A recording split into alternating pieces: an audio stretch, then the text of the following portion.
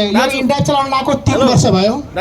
3 वर्षदेखि नै यसको दादागिरी, यसको श्रम शोषण मैले सधैँ सहँदै आएँ।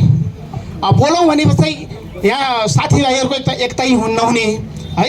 अनि त्यसपछि मैले के देखिरहेको छु भनिसकेपछि इन्डाइप याङ्गोहरूले एकजना सरकारी कर्मचारीलाई घरबाट अफिस जाँदाखेरि राइड लिएर जाओ भनेर प्रोत्साहन गरिरहेको हुन्छ, तर राइडरलाई मारिरहेको हुन्छ। जुन रियल राइडर हुन्छ त्यसलाई मारिरहेको हुन्छ, उसले महिनाको स्यालेरी दिएको हुन्छ। बुझ्नुभयो? अनि त्यसपछि उसले के भन्छ, अफिसबाट घर आउँदाखेरि एउटा राइड लिएर आउनु भनेर भनिरहेको हुन्छ उसले। यिनीहरूले त्यो प्रोत्साहन गरिरहेको हुन्छन्।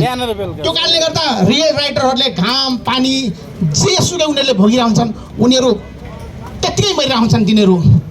अनि म 3-4 चोटि पनि आएँ पहिला पनि यिनीहरूसित आएर केही पनि कहिले प्रगति भएन।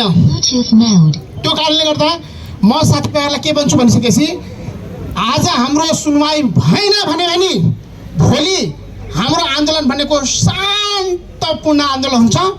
कसैलाई पनि हामी तोडफोड पनि गर्दैनौँ, कसैलाई छुँदा पनि छुँदैनौँ, हामीहरू कसैलाई पनि केही पनि गर्दैनौँ। र हाम्रो नेपालमा नभएको आन्दोलन त्यो आन्दोलन हामी गर्छौँ।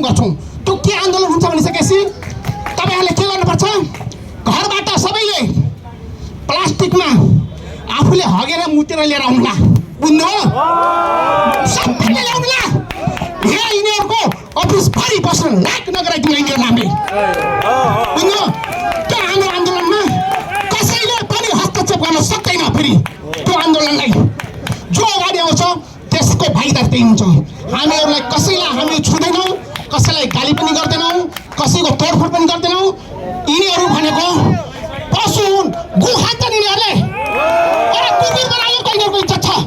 आज देशमा श्रम शोषण गरेर यी यत्रा युवाहरूलाई यिनीहरूले सधैँ यिनीहरूले रुलाएर राखेका छन्। बुझ्नुभयो? त्यो कारणले गर्दा भोलि तपाईँहरूले सबैले यिनीहरूलाई गिफ्ट बोकेर लिएर आउला। गिफ्ट यिनीहरूलाई गिफ्ट लिएर आउला।